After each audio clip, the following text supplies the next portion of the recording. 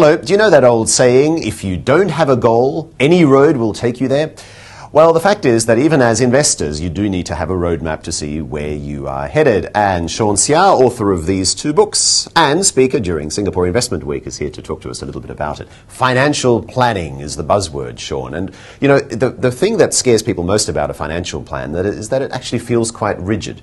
You think that you're locking yourself into a plan which you might, 6 months down the road, not even be able to fill anymore due to changing circumstances. So what's the first thing that you say to people about financial planning? Well, I say that financial planning is something that can be fun, it is flexible, and it helps you attain what you really want. So in fact, not having financial planning will make you more rigid in the future. If you don't plan today, you're just going to struggle with whatever you didn't plan for in the future. So what are the main... today, yep. Right, so plan today. What are the things that you ought to be planning for? Okay, I think in financial planning, I would like to share two simple concepts. In fact, two key skills needed for financial planning. The first key skill is income creation. That's where we find a job, we get the money in. The second key skill is income allocation. That's the portion that most people have not been taught how to do it. I mean, we have been taught most of our life how to make money by probably getting a job or even starting a business. But how do we actually allocate the money that comes in? Budgeting? Okay, budgeting is in fact the word that people use nowadays. So in income allocation, I would like to share, again, three perspectives.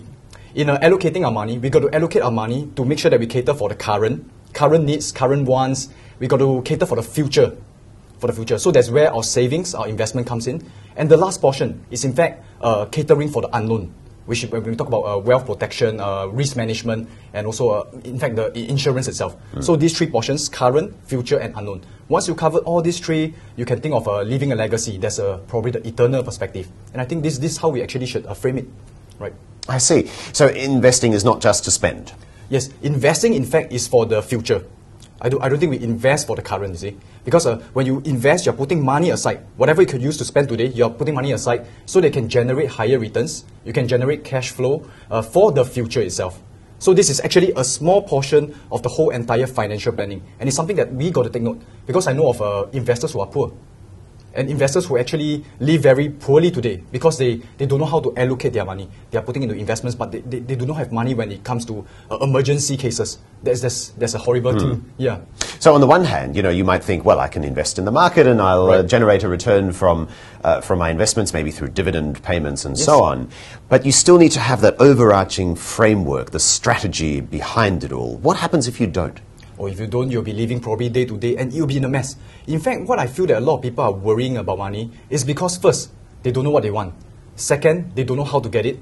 And third, even if they know what they want, they know how to get it, they're not doing anything about it. But think about it this way. If you know what you want, you know how to get it, or you have a plan to get what you want, and you're actually taking consistent action, there isn't really any need to be worried about money. And this can be even a case when someone is in debt.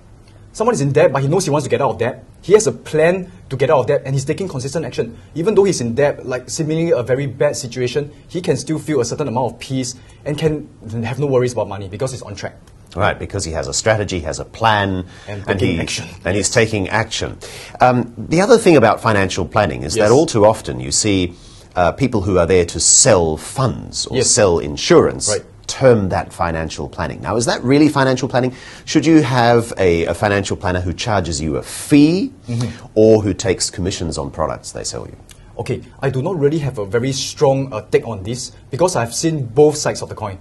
So I've seen financial planners, they sell you products, but my financial planner, I have very good experience with him. He represents a certain financial company and he sells me products from that company itself, but he does a very detailed financial planning for me. So in fact, he talks about even risk management, talks about savings, talks about investment. So in fact, I was talking to some financial planners and they told me that you should choose the correct financial planner. And how do we go about doing that? First of all, you should make sure that this guy is credible. You look at his track records. Of course, some of them are starting out. You're going to ask things about like what kind of service will he provide, how often will he or she reviews your finances with you, and of course when he or she explains certain terms to you, it must be simple enough for you to understand.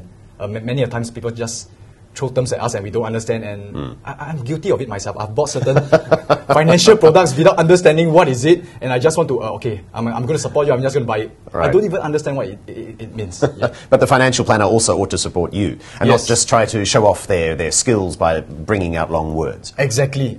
You should be able to understand what this person is talking about. All right, and we'll be hearing what you're talking about at Singapore Investment Week. And if you go to the URL on your screen, you'll be able to find out when Sean and other presenters are speaking during the annual Securities Investors Association of Singapore's event, SIW 2013. So you actually have a financial planner. I would have thought that you do all your financial planning on your own.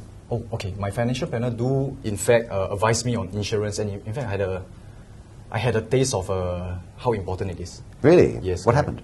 My son was actually hospitalized last year. He was diagnosed with leukemia, and if it's not for my financial planner, right, I would have been disaster. I mean, my financial disaster, because even though I'm making investments, good money, right, it's costing about like 16 to 20,000 per month.